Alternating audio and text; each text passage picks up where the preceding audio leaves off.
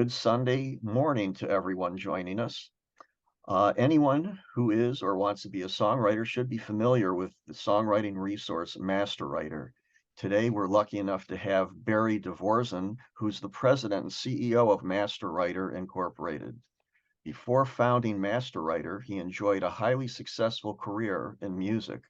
Composer, artist Barry DeVorzon has long been a prominent name in the recording industry.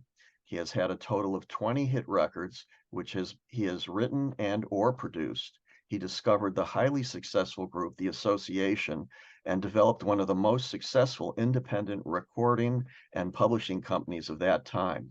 The lists of hits that came from his endeavor include Along Comes Mary, Cherish, Never My Love, Rhythm of the Rain, Dreamin', Just Mary, Hey Little One, Angel on My Shoulder, and Let's Dance.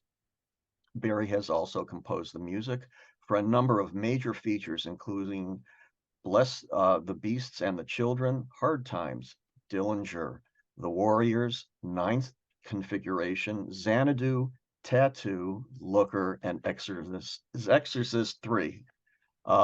Recently, his publishing company, Jalinda Music, has enjoyed a successful co-venture with EMI Publishing in Nashville. This effort has resulted in recordings by Tracy Bird, John Michael Montgomery, Trace Atkins, Kenny Chesney, and Leanne Womack. Today's topic will be the then, the now, and what it takes for the songwriter to succeed today. Barry, please take it. Well, hello, everybody. You'll have to excuse my voice. I'm in sunny California, but I have a cold. So I'm having a little hoarseness here, but I'll try to get through. Does everyone hear me? All right. Well, let's start with the then. That is certainly where I had most of my success. And it was nice because there was a path that isn't necessarily here now. I mean, everyone had a job. The songwriter wrote the songs. The publisher was probably one of the most important elements in the music business at that time, because the publishers actually worked for the songwriters. They went out there to the various record companies and artists and got the songs recorded.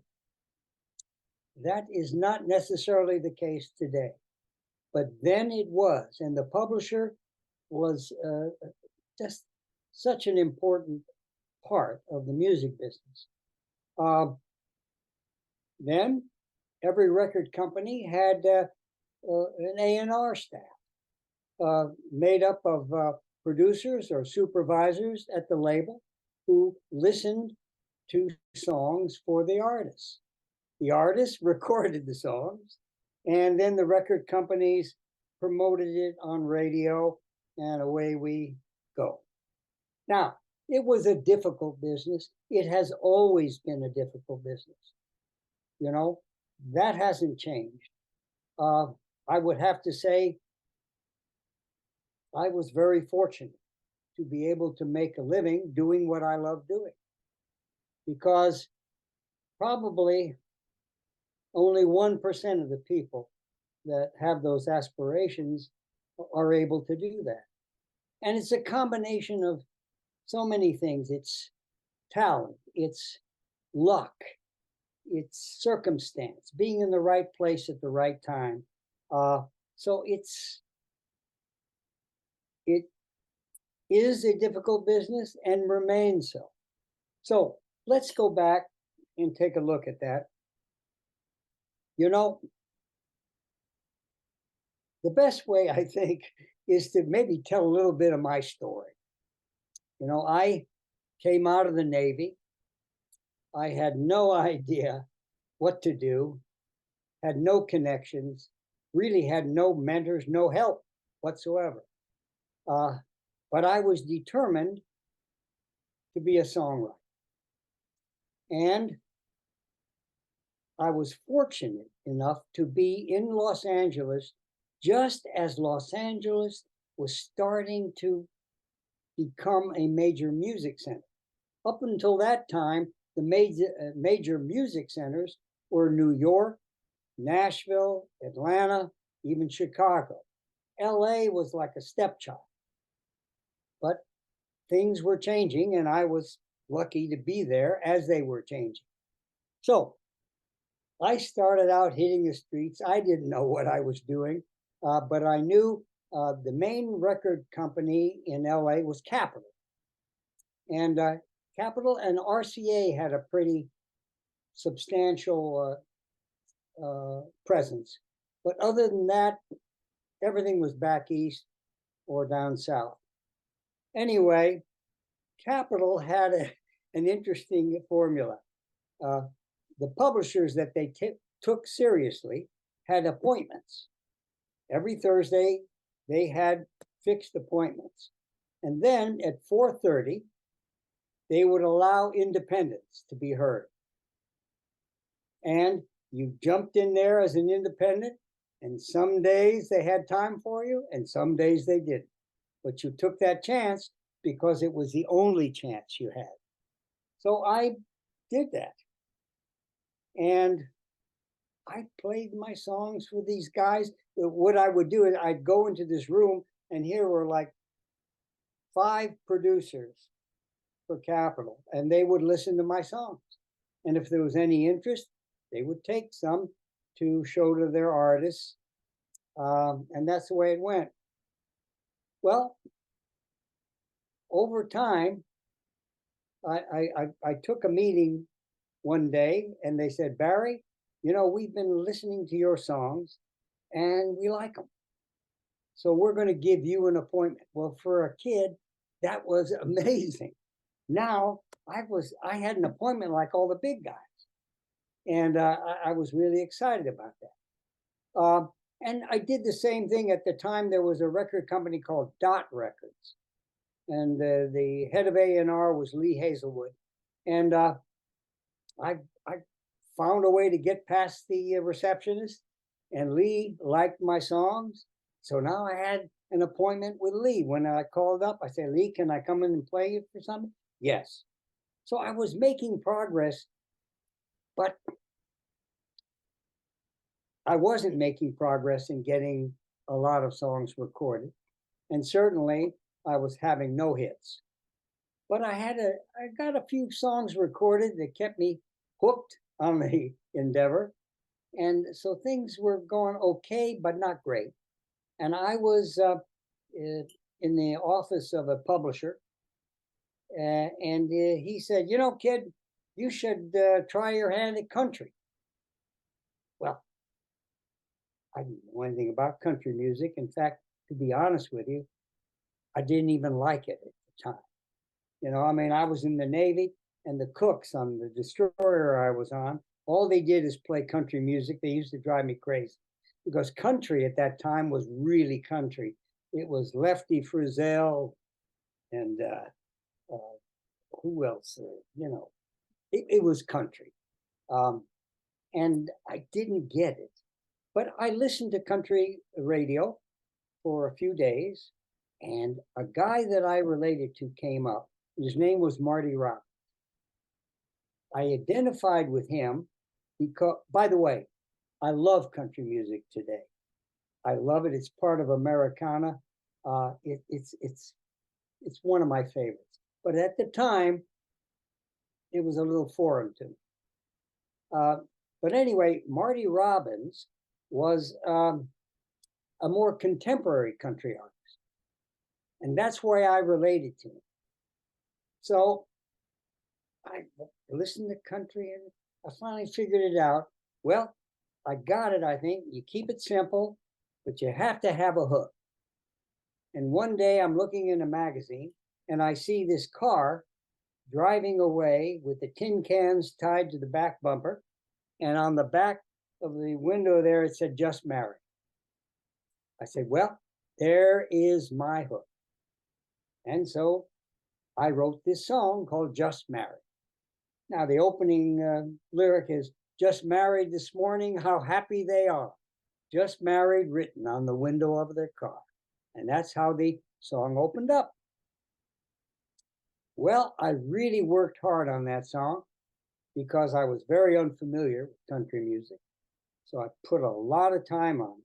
But when I finished, I said, this has Marty Robbins' name written all over it. I was so excited.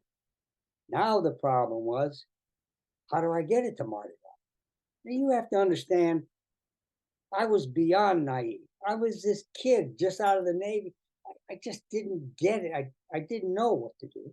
So I was in another publisher's office. I knew one thing, that Marty recorded for Columbia Records. So I was in another publisher's office showing him my stuff, and he went to the bathroom, and I looked on his desk, and he had a list of record companies. I ran over there and quickly wrote down the information on Columbia Records. I took that information, and now that I look back on it, it's pretty silly. It was like buying a lottery ticket. I sent my song for Marty Robbins to the president of Columbia Records in New York, Mitch Miller. So he was an executive. Well, he was a musician, but he was an executive. He was the president of Columbia Records. I sent this acetate copy of me singing Just Married to the president of Columbia Records in New York. What I should have done is send it to Marty Robbins' producer in Nashville, but I didn't know to do that. So my demo went to Mr. Mitch Miller, president of Columbia Records. There was no note in there because I don't know Mitch Miller. I just knew he would know who this is for. Now think about that. It's like buying a lottery ticket. There is just the chances that the president of Columbia Records will open my envelope, even listen to the song, even if he did understand who it was for. It's like it's really a lottery ticket. But I was young, I was naive, and I did it. Well, naturally, I didn't hear anything. So about 3 months later, I came home to my aunt's house because I was so broke, I was staying with my aunt. And she said, Barry, Mr. Mitch Miller has been trying to reach you. I said, what? Mitch Miller? Yeah, he said to call him as soon as you came home. Well, it was 5:30 in California, so that means it was 8:30 in New York. So I called the number, and Mitch Miller picked up the phone. Of course, it was 8:30 in New York. Everyone had gone home. He was still in his office. I said, Mr. Miller, I understand you've been trying to reach me. He said, yes. He said, you sent me a song called Just Married. I said, yes, sir. Yes, sir, I did. He said, well, I recorded it with one of our major artists, and I just wanted to know what the status was. Well, the status is it's yours, Mr. Miller. Of course. Who did you record it with? He said, Marty Robbins. Now, to this day, that is still a treasured moment. What are the odds? I was this kid, and my dream just came true. I sent a song in there. He recorded it with Marty Robbins, this major star. Well, it went to #1 and stayed at #1 for almost 6 months. It was just a giant country hit. Towards the end, it traded places with a popular song at the time called Oh Lonesome Me. So Oh Lonesome Me and Just Married owned the #1 and 2 spots in the country charts for almost 6 months. So I was blown away. I was so excited. So you know what I was doing. I was writing the follow-up for Marty, and that was called Treasure of Your Love. And I sent Treasure of Your Love to my new best friend, Mitch Miller. And now he got back to me in 2 weeks. And he said, Barry, I got that song, Treasure of Your Love. Oh, thanks, Mr. Miller. Did you like it? He said, yeah, I recorded it with Eileen Rogers. Well, I was crushed. Who in the hell is Eileen Rogers? I never heard of her. This was for Marty, but I couldn't say that. So I said, well, thank you, Mr. Miller. And hung up on the call, and I was just so disappointed. I really meant that to be for Marty. Anyway, Eileen Rogers had one hit in her entire career, and it was with my song, Treasure of Your Love. So when I arrived in New York, Mitch Miller took me around Columbia Records with his arm around me, introducing me to everyone, saying, here's the kid I've just met for the first time, and we've had 2 major hits. And that's how my career started. But the point of that story is, in this business, you've just got to try everything and anything. You see, most people that knew what they were doing in the business wouldn't have sent it to the president of Columbia Records and wouldn't have taken that 1,000-to-1 shot. But I didn't know any better. So in those days, that kind of thing could happen. You could take a chance. You could, do things like that. And sometimes, rarely, but sometimes it worked. And I think we've got to incorporate a little bit of that today, because it's gotten even tougher. And so it even it even suggests that we should take long shots. What have you got to lose? Sometimes they pay off. So that was the then. And the then had a wonderful immediacy as well. I remember recording songs at the famous Gold Star recording studios in LA on a Thursday, and they were on the air the following Monday. Well, that immediacy no longer exists. And, there's a reason. In those days, the majors had their place in the industry. They had the Rosemary Clooney's and Tony Bennett's, and Frank Sinatra's, and the independents were the drivers. Even Elvis Presley came from an independent record company until RCA bought his contract. So the independents were really important. And they were the ones who were really coming on with R&B and rock and roll, where the majors kind of stayed in that pop place.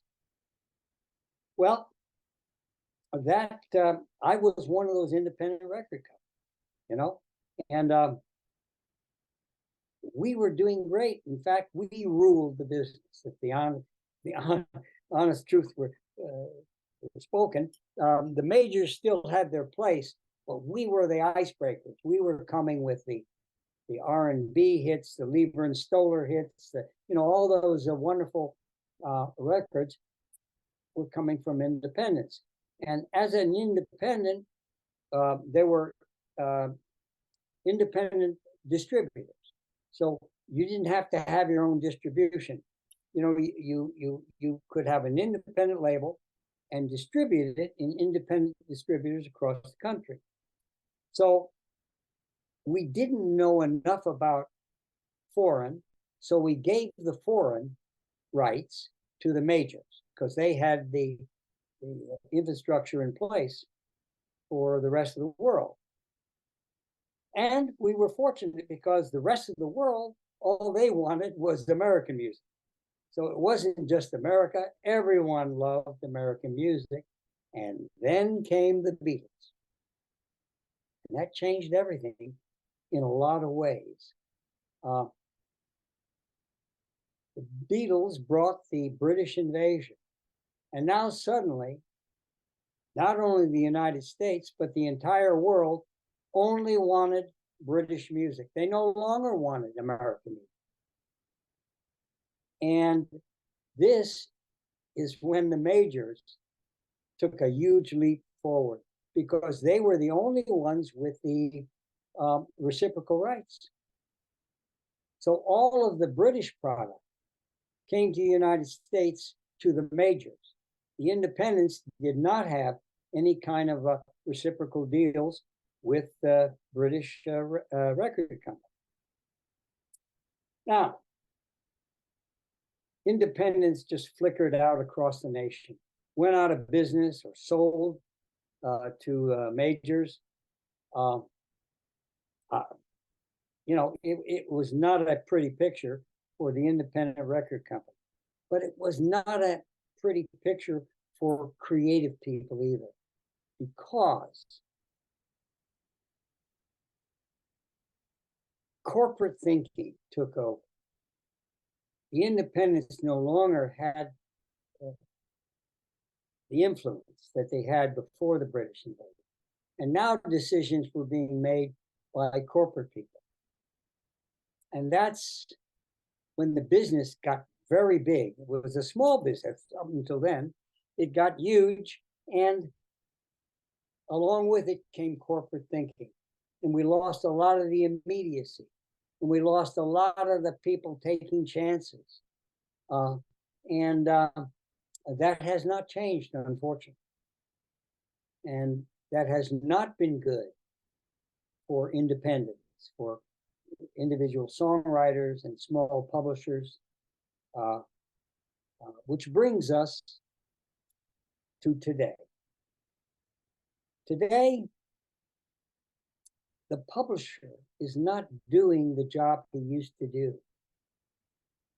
You know, the publishing world is ruled by the majors, and they're not that interested in developing young writers or listening to young writers or any writers that have a great song to sell.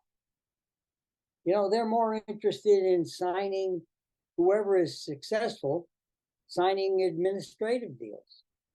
They're more interested in buying catalogs. Their function has nothing to do with what they used to do and how important what they used to do was. So now you're a songwriter, and you don't have a publisher who listens to your song and say, you know something, that's a great song, I'm going to get that recorded. That is not happening today. So it's a problem. It's a really serious problem for the songwriter. Listen, in the then, you know, even getting a hit was different. You know, then, you know, you had radio. Radio is what ruled, and radio was always listening to what's happening. So, in other words, if you distributed a song and nobody was interested, but in Cleveland it was a hit, you could take that hit in Cleveland and spread it across the country. So you had a shot. You didn't have to get immediate recognition. Radio was listening to radio. So if a guy in San Francisco heard that my song was #2 in Cleveland, he put it on his playlist. So it had this very healthy path. And it also had, you know, you had to have a great song. A publisher had to recognize that and run with it to succeed. Now, today, we don't have the publisher, but we have the internet.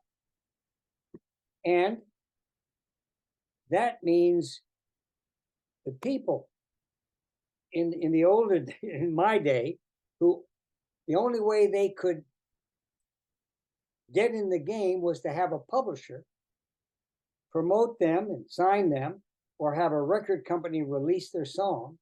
Today, that's not the case. Everyone can go on the internet. So now you have millions of songs being put out there on the internet, and it makes it really hard to separate the exceptional songs from the volume of songs that are available on the internet. So who's going to promote your song? Most songwriters do not have the wherewithal or the finances to do it. So who is doing it? You're putting it out there, and suddenly it becomes like a giant national raffle. You know, you put your songs out there, and the odds are the same as when I sent my song to Mitch Miller. You know, it's just really hard to get attention for your song. So we have the publisher out of the picture. We have the delivery, the ability to put your song out there in the plus column, but you got millions of people doing the same thing, which makes it very difficult to distinguish your song from the millions of others that are being submitted. So it's a real problem right now for the songwriter. I have my youngest son is trying to break into the business. It's really frustrating. He is super talented. He has a home studio. He gets around it like a champ. He plays all the instruments. He writes the songs. He's really talented.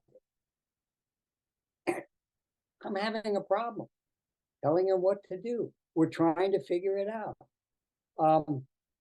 I still believe, and I know this for sure, music is a very special art form.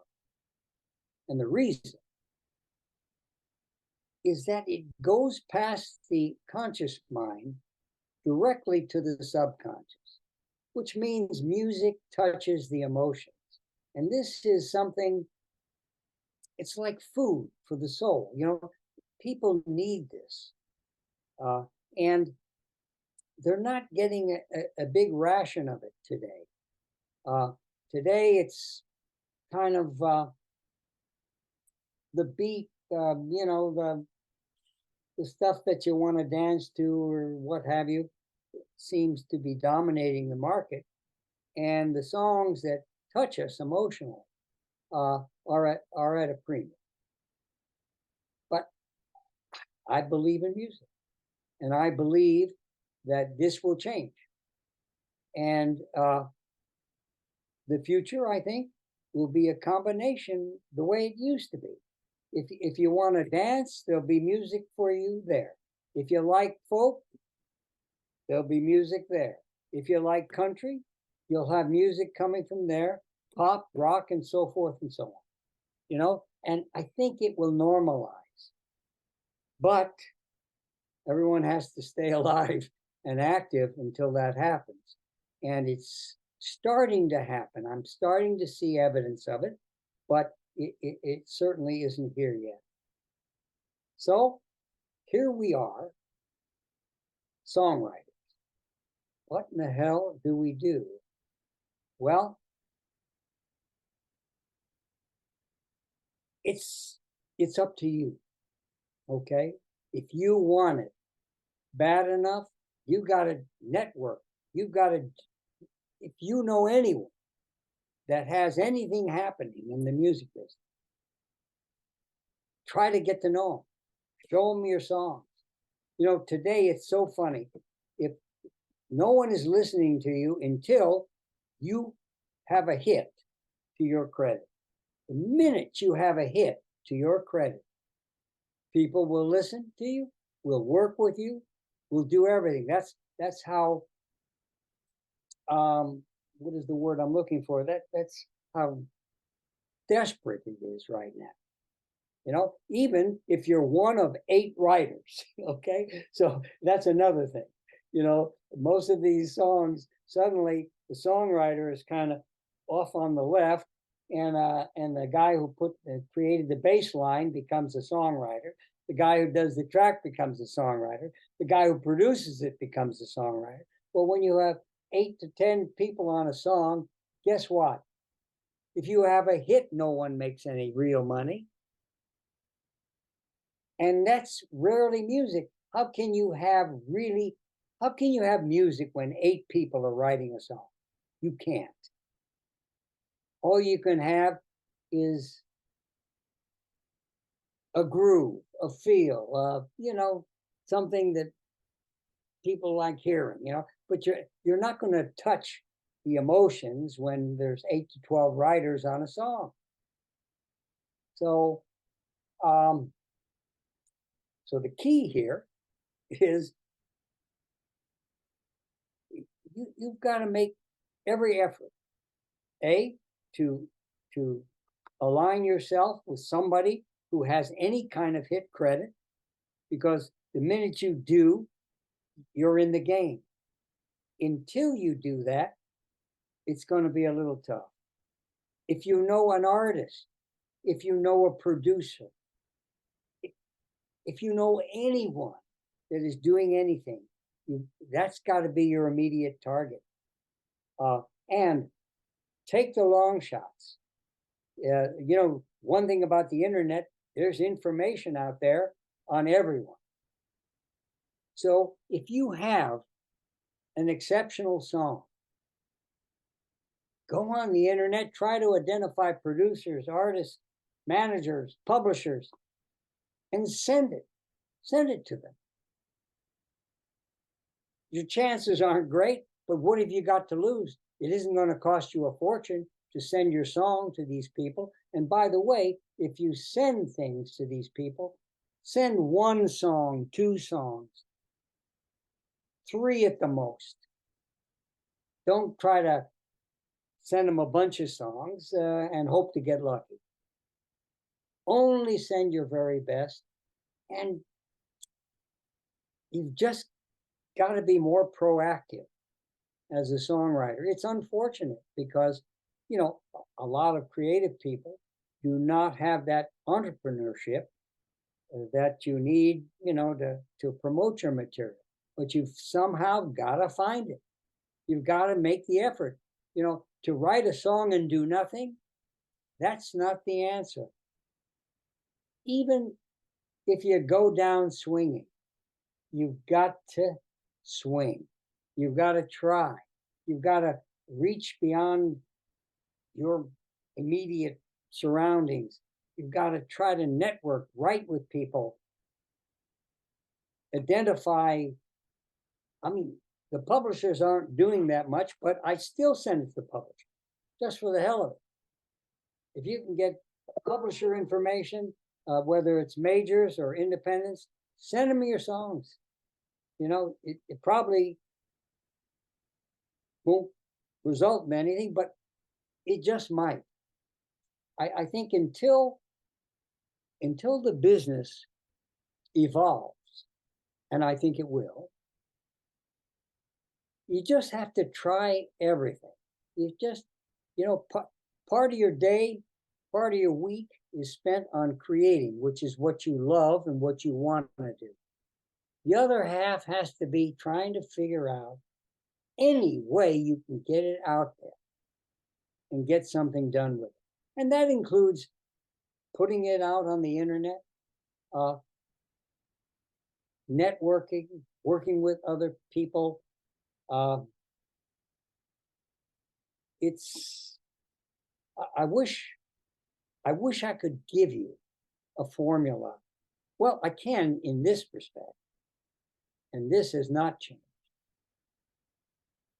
Good is everywhere. It never has really been good enough. So you have to be very particular about what you're doing. You have to make sure that you really try to get to great. And that is so important. So when you have great, there's no guarantees, but you have a shot. If you have good, good is just not good enough and never has been. So try to have an objectivity about your writing. Try to know the difference between a great song and an exercise in songwriting. Because every song isn't great. I don't care how talented a writer you are.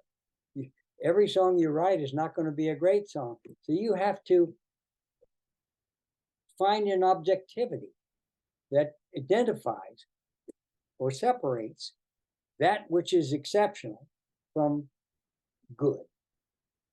So if you can be that honest with yourself, then take your exceptional songs and don't stop trying. Sit there and say, what can I do? Who can I call? Where can I get this song? It's crazy. And it probably, for the most part, will result in nothing. But you're going for that exception, you know? And that's the only thing I can suggest, because I'm dealing with it with my young son. And I'm telling him the same thing. Try everything. Network. Use the internet to identify people. Send your best song or songs to those people and those sources. And you just might win. But it is super difficult from what it used to be, you know, just because of what has happened in the business. You know, if the major publishers no longer promote promising writers, what is going to happen to music? You know, my youngest son, who, listen, I'm not hip anymore, I'm not in the business, but my youngest son is, and you know, the #1 guy, Drake, you know, he listened to all the songs. He said, Dad, I don't get it. You know, what, this guy is not a songwriter, but he's huge. Okay, so he has an audience. But that can't be the future of music. It can't be. Because music is food for the soul. It's for the emotions. And that day will come, but it isn't here yet. But it's starting to happen. There's starting to be some songs coming on the market, some artists, and it's growing.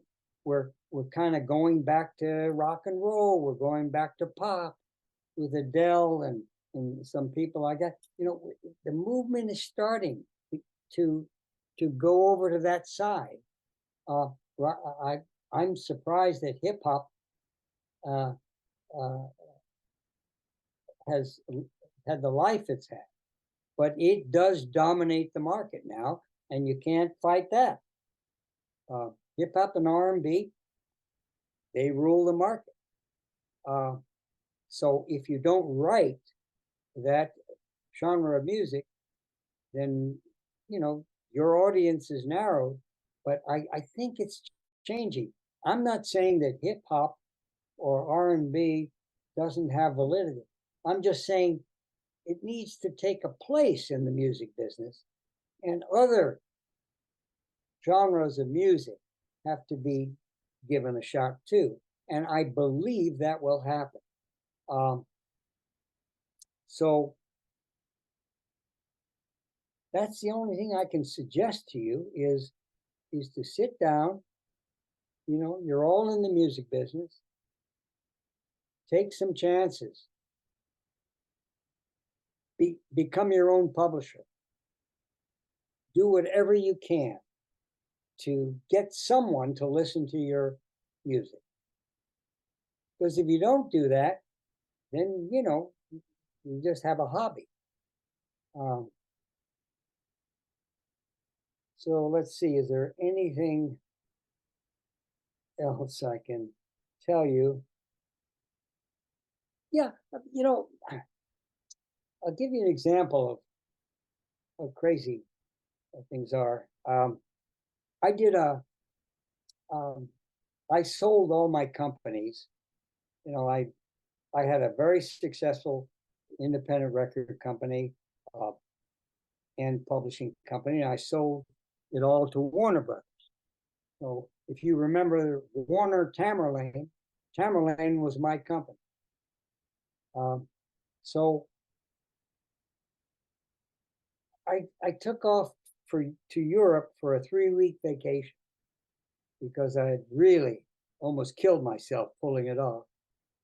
And by the way, I came out of the Navy, and 9.5 years later, I sold everything to Warner Bros. So that was a pretty exciting time for me, but it was also exhausting. So I went to Europe for a 3-week vacation, and I didn't come back for 3 years. I just sat over there and and lived in all the wonderful cities in Europe and discovered all the wonders of women and the Dolce Vita life. And it was great. But when I came back 3 years later, I was wondering what to do with my life.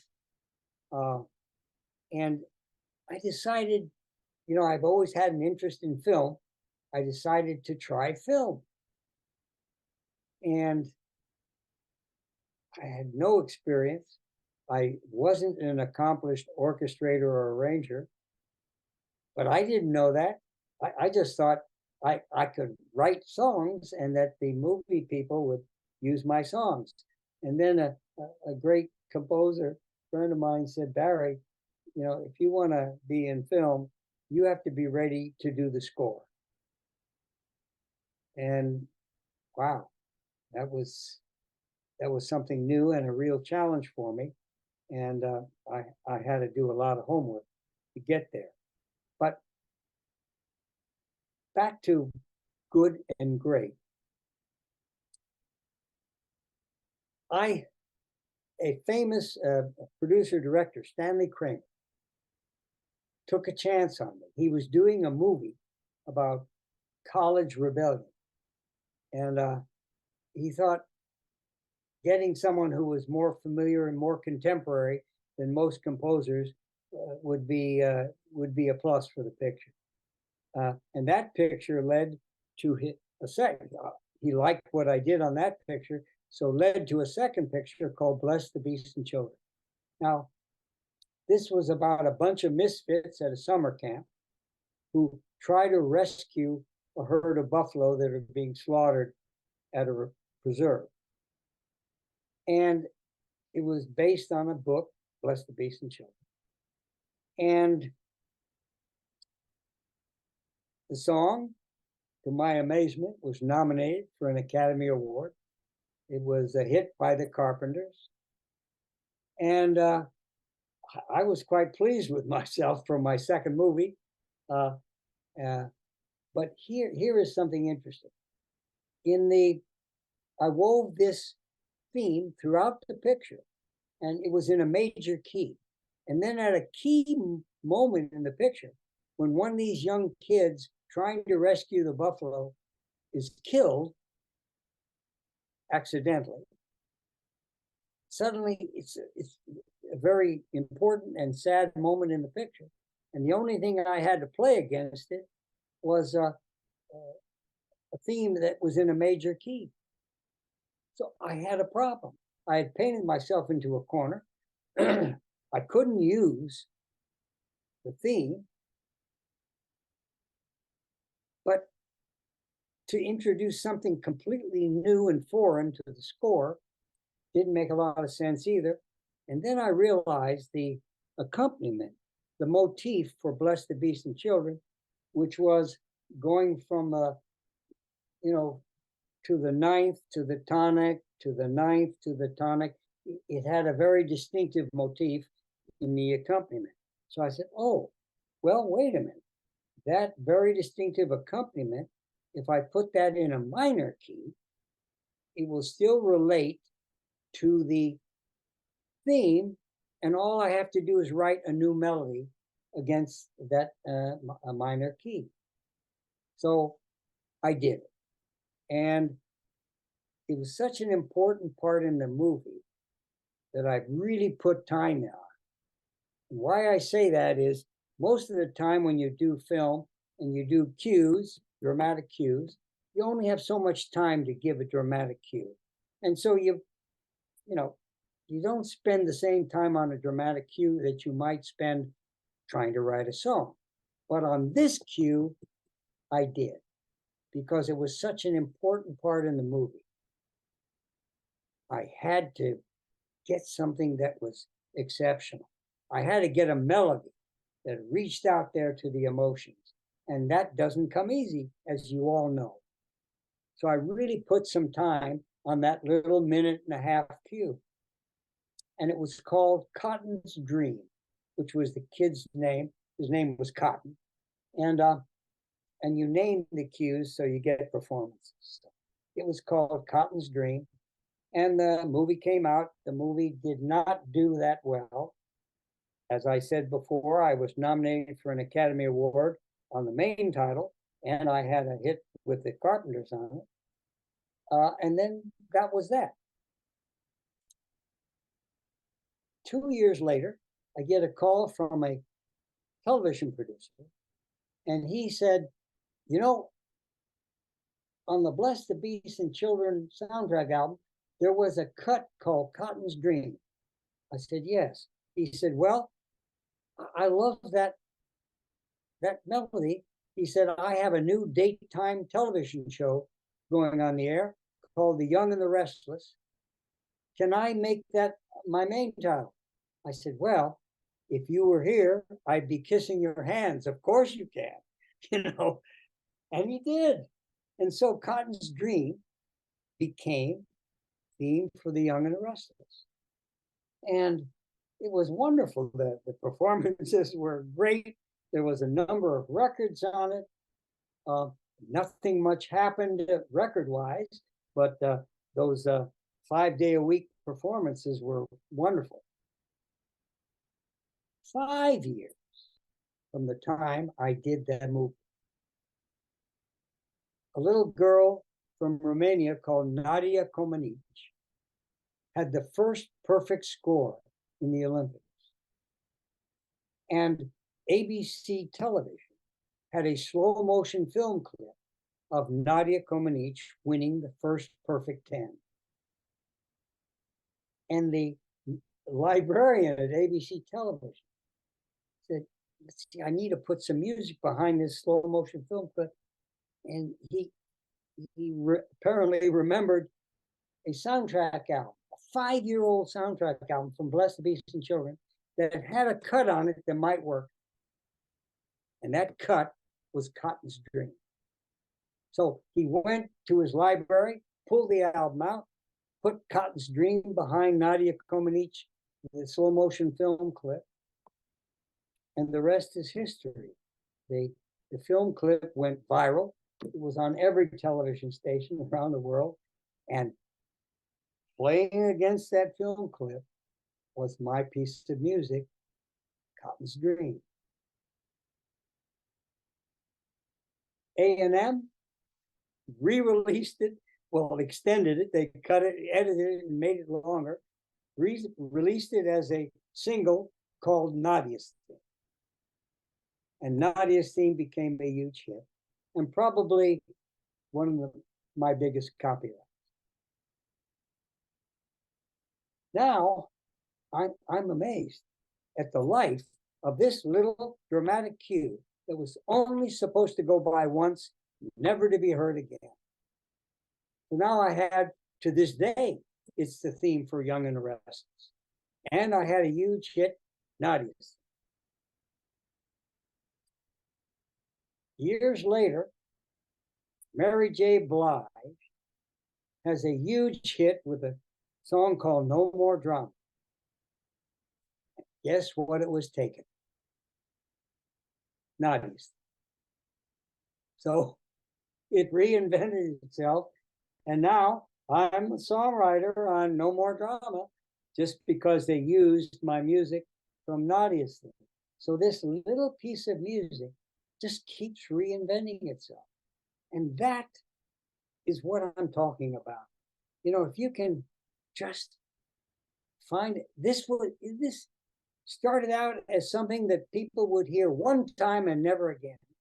But it had a quality, it had something that touched the emotions. And there's the best example of, boy, once you write something like that, you've got a shot. No guarantees, but you have a shot. And that's what I'm talking about. You know, another a theme that has had a life to it is a theme from SWAT, which was my first television show. You know, they just brought the show back 43 years later. New director, new actors, new everything. Yeah, I assumed there'd be a new theme. No, they went back and recreated a theme that I had arranged and written 43 years ago. And they reproduced it, the exact arrangement. And to this day, it's going into its 5th season, and I get screen credit, you know, for theme from SWAT. And every marching band in the country has it in their repertoire only because it's bombastic and it's simple to play. Da da da da da da. You know, it's not complicated, but it's powerful. So, you know, and that's another story which I don't think I have time for, but that's what I'm talking about. You know, don't waste time with good. If you think you've been lucky enough to write something great, run with that. Do everything, get it to everybody, anybody you can, because you never know. You're in the game if you do that. If you write a bunch of songs and you mix the exceptional with the good, you're looking for people to understand or to select from a bunch of songs. You know, you're hoping that somebody will like something. Don't do that. Take only your very best and run with it, and don't give up on it. So that's my advice today. I know it isn't that comforting or that meaningful, but I don't know what to tell you, you know, other than you've got to try to do it all right now until things change in the business. Well, that's my story. Okay, Barry, thank you very much for that. You know, I have a question for you. If I could start off the question and answer segment, how did you come up with Master Writer? I mean, that's a big difference from writing songs to coming up with programs that can help songwriters. Well, if I could do it all again, I probably wouldn't have created Master Writer because I didn't realize how difficult software business was, and I had to give up what I loved doing, which was writing music. Now I've been very fortunate. Master Writer has been very successful, and there's a reason for that. And I don't want to turn this into a promo for Master Writer, but I have to tell you, if I were talking to a songwriter with nothing to gain, I would say, look, you should get Master Writer. Now, why? Because let's compare trying to be successful in music to professional sports. All right? Extremely competitive. Only the best can get there, or the best song. If I had a program that made professional athletes, football players, basketball players, 5% better, do you think any one of them wouldn't buy that program for that 5%? That 5% in professional sports is a big edge. Well, I feel the same. The arts, music, is exactly like professional sports, where 1% of the people that want to succeed are able to make a living. So you want every edge you can get, every edge. And Master Writer, and I'm not a salesman now, Master Writer will make you a lot better than 5% better. Well, you want that edge because I'll tell you something. A melody, yes, you have to have a great melody. But the difference between a good song and a great song can sometimes be found in the lyric, because the lyric speaks to you. It takes a great melody and speaks to you and really hits that subconscious, that emotional side. So having great lyrics is really important, and that's what Master Writer is all about. But there is something else it does. The creative process is very fragile. So in other words, when you're getting that when the muse is talking to you, and she doesn't talk to you 24/7, she talks to you when she wants to. So when you have that connection, the greatest enemy of that connection is distraction.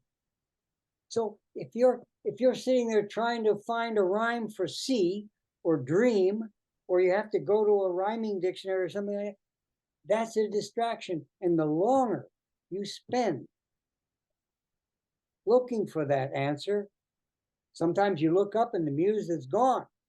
You've lost that creative connection. So the idea is stay with the creative. Even if you use some words or rhymes that are temporary, keep that connection. Well, Master Writer allows you to do that. It has all the dictionaries, all the rhymes. You can look at perfect rhymes, close rhymes, wide rhymes, and you, by double clicking, you can collect possibilities. So you don't have to stop at the first rhyme that makes sense. So if you're looking to rhyme dream, you feed dream into Master Writer, and every word that might make sense, just double click on it. Now you can bring that back and look at all the possibilities you've collected against your lyric, side by side. Now that's efficient. That keeps you in the creative, and it's very efficient. That's why it gives you the edge, and it gives you so many things. It gives you phrases and figures of speech and rhymes and word families. My God, word families, real fast. You're looking for the hot sun, beat down on a desert or whatever. So you're looking for another way to say hot. So you feed it into Master Writer. It gives you burning, blazing, fiery, torrid. Yeah, those are all great synonyms. But guess what? When you go to extend it, it gives you an angry sun, a punishing sun, an unforgiving sun. See, those aren't synonyms, but those are great ways to describe a hot sun. So, and the same for beautiful. Beautiful has very few synonyms, and thesaurus try to use pretty and attractive and bonny, but that's not beautiful. There's only one beautiful. No, if you use Master Writer, you'll have breathtaking, unforgettable, dazzling. Gee, when you say she walked into the room and she was breathtaking, you are saying beautiful. So there's just these little dictionaries and features. And speaking of features, see, I'm going on and on about Master Writer because I believe in it. It is an amazing organizational tool. So you have your songs in Master Writer. You have your finished song. You have songs in progress. You have ideas or melodic directions that you can come back to the next week or 6 months later and pick up exactly where you left off. So it's an amazing organizer. And so, for the $3 or $4 a month, I don't know how you say no to this, but it's my company. I really did it to help the songwriter. I've been fortunate enough to make money from it. I'm not getting rich off it, believe me, but I do believe it will help the songwriter. I believe that, you know. So aren't you sorry you opened that can of worms?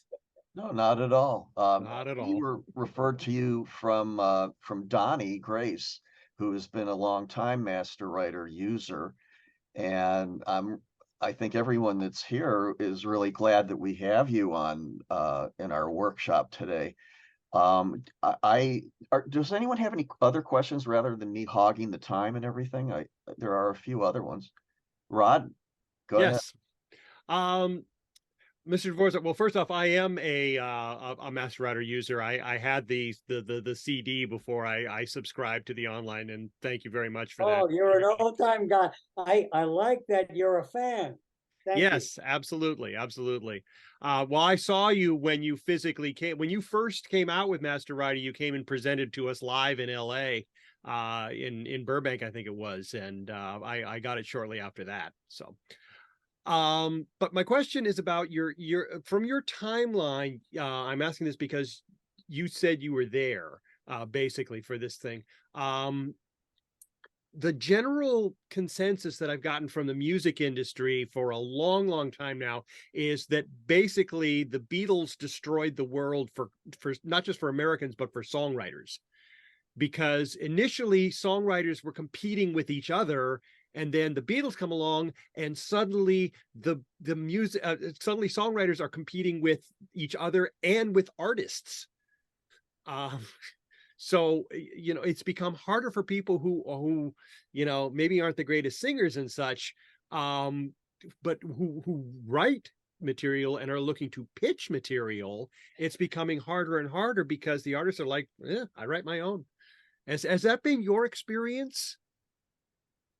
Well, that's a tough one. And the irony is, I think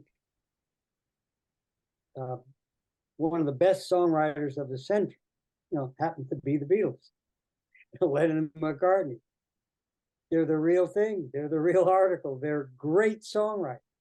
But you're right, because they were not only great songwriters, they were a phenomenon as an artist. Yeah, that changed a lot of things. That made doing outside material not that attractive. Suddenly it set a scene that said, to be a real artist, you have to write your own songs. Yeah, that had a detrimental effect on the songwriting community. But at the same time, they were great songwriters, and they were adventuresome, and they took chances, and they were just, they were amazing, but they did change things for the songwriter, unfortunately. And we're coming out of that where it's not so important that the artist write his own song, but we still have a lot of that we're dealing with. Hakon, you're up. Yeah, I don't have much of a question per se, but I would just like to add, I am also a long time Master Writer user, bought it on CD, and for a Norwegian who does have a limited vocabulary, that was a great equalizer.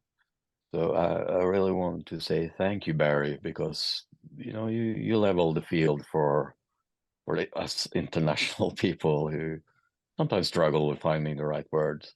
And it's a great program. Thank you. Well, thank you for that, because as I said earlier, I'm not getting rich with this company, but I do have a great deal of satisfaction knowing that I'm hopefully helping songwriters around the world. I mean, songwriters, they're beautiful people. They're food for the soul, and they need some help here. And if I'm having any kind of positive effect on that, it makes me feel good. And hearing what you've just said is part of making me feel good. Thank you. Donnie. Yeah, I want to chime in too. Thank you so much for following up and being here today. I had gone back and forth with Matt a good bit, and I was praising your support too, because got a good bit of that from him. But what I really like is you touched on is the centralized, all in one spot.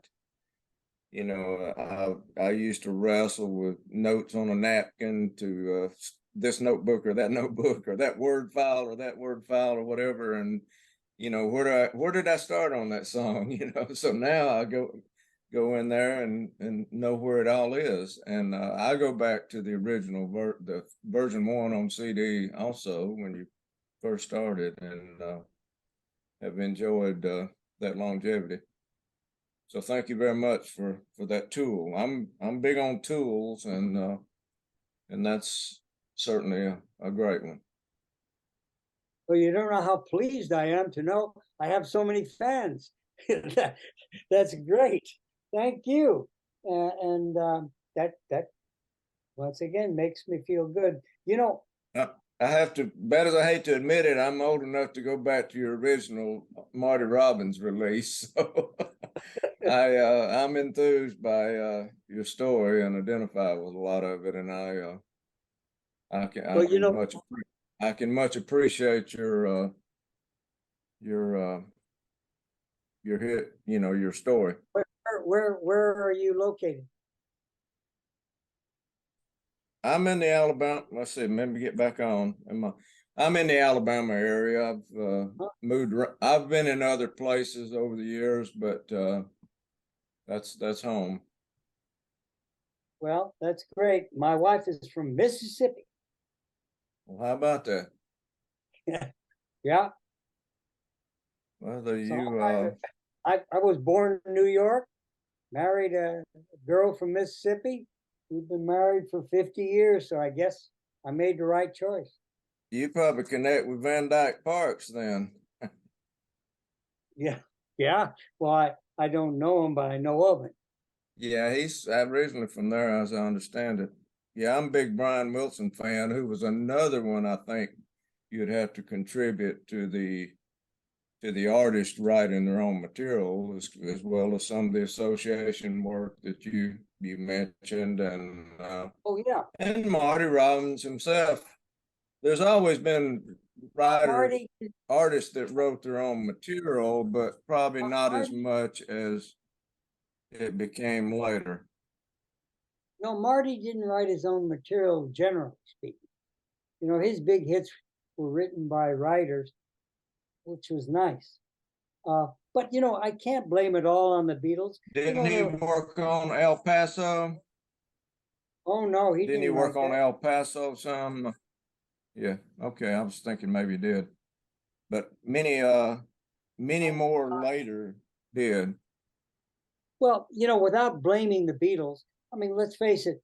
You know, there was Bob Dylan, there was Paul Simon, John Denver. There were a lot of artists that happened to be great songwriters, and they did have an effect, you know, in making people think, well, if you're a real artist, you should write your own songs.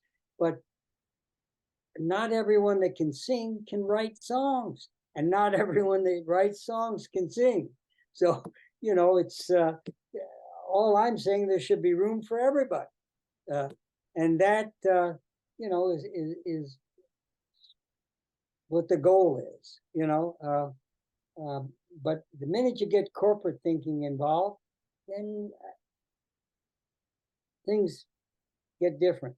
By the way, there is one other thing that I want to share with all of you. Again, this is going to sound like a sales pitch, but it isn't. I realized songwriters are throwing their stuff on the internet. They're putting their songs out there. They're sending them to everybody. They're just, trying to do what I suggested you should be doing. And for the most part, they're not protecting those songs. And there's a reason. Because now, to copyright a song is $45. If there's 2 writers on the song, it's $65 a song.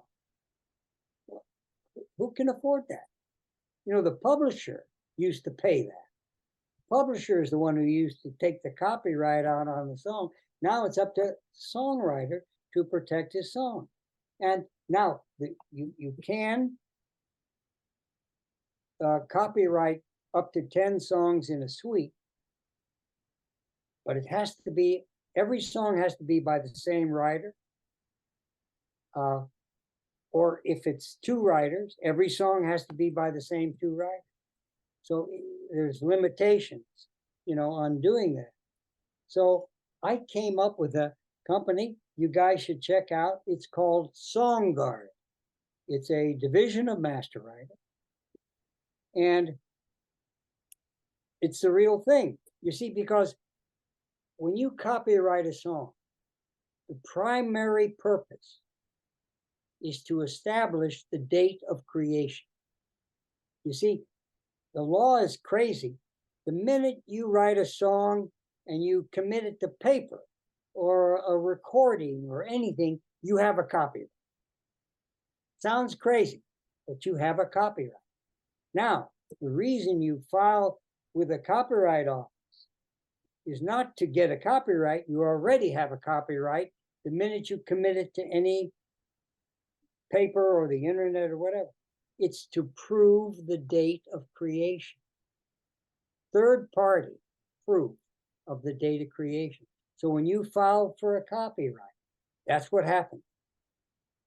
Copyright office says, according to us, you wrote the song on this date. Well, SongGuard is a third-party registration service. It does exactly the same thing, that encrypts it, that preserves it. No one can change it. We can't change it. You can't change it. No one can change it. It establishes the date of creation.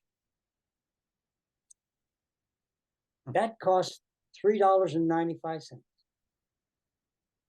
And before you put your music out there, if it isn't protected, I recommend you do it. For $3.95, you got to do it. And it's a free service. I mean, you can open an account with SongGuard, and I will give you a free registration. And then you use it as you need it. It doesn't cost you anything a month. Doesn't cost you anything to have an account. But if you want to send a song out there and you feel a little nervous and you want to protect it, for $3.95, you can protect it. And once again, I look at this, I'm not getting rich on $3.95, but I'm looking at this as another service to songwriters.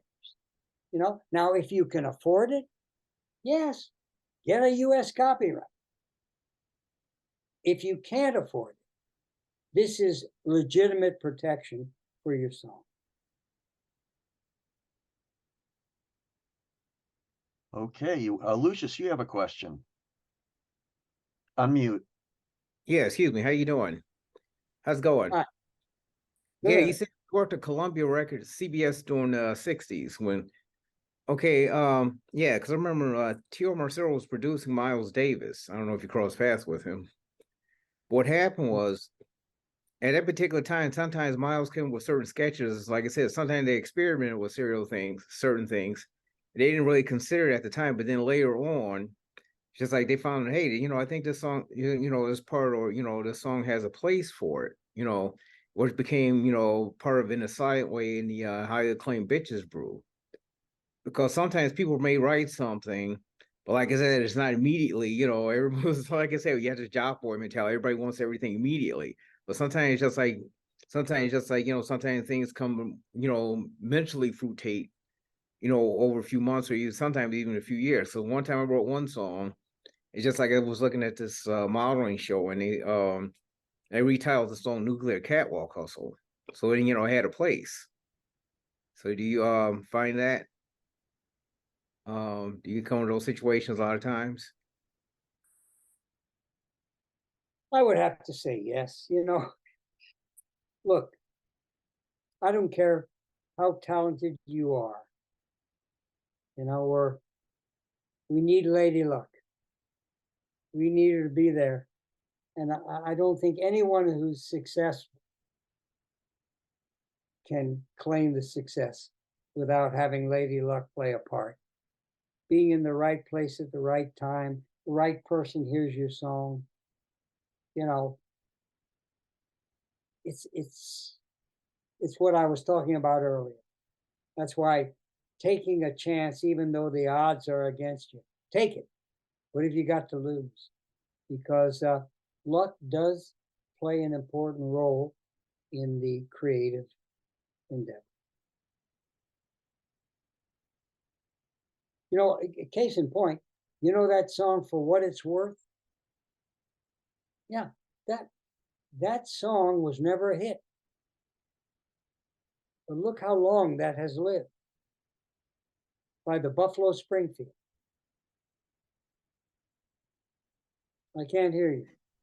I said I do remember that song very well. Yeah, it has a life that's amazing, and it describes an era in this country.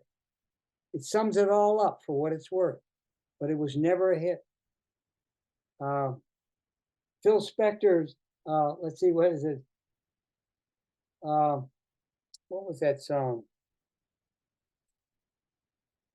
Mountain High? Deep Mountain High. Yeah. I think that was on. Yeah, it was written by Tina Turner. That's right.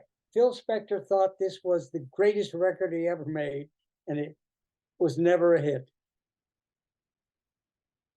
It was never a hit. I think it's just like that. Yeah. It's become this giant anthem, everyone knows. But it was, at the time, it was not a hit. Yeah, because a lot of people say they sort of somewhat Songwriter from getting, officially being acknowledged as recording artists. They were always a great stage group, but not really considered, great record sellers.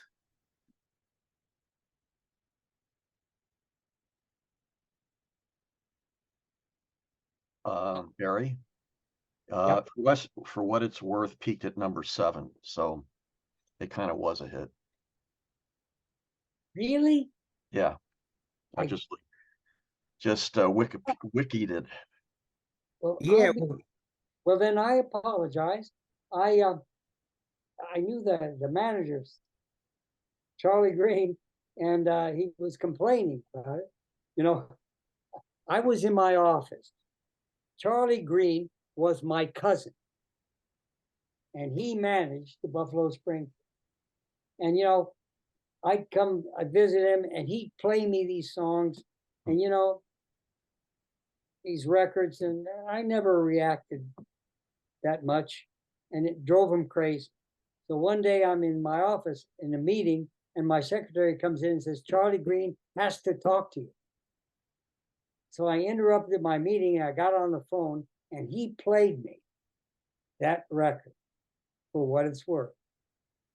And made me listen to it on the phone. And when it was finished, I said, Charlie, I got to go back to my meeting, but that's a friggin' hit. And he was thrilled because finally he had played me something that I liked.